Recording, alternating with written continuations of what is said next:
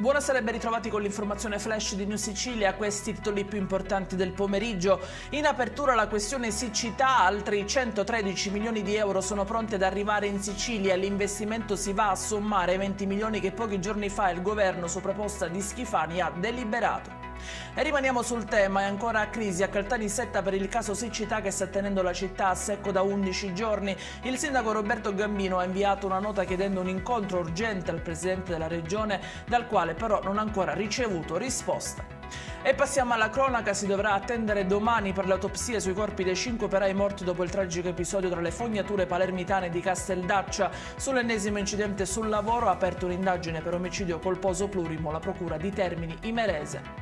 Gravissimo incidente nel primo pomeriggio di oggi sull'autostrada 18 Catania-Messina nei pressi dell'uscita per Fiumefreddo. Lo scontro avrebbe coinvolto 2 auto e un mezzo pesante, 3 le persone rimaste ferite, di cui una donna in fin di vita e per cui è stato necessario l'intervento dell'elisoccorso dell'ospedale Cannizzaro.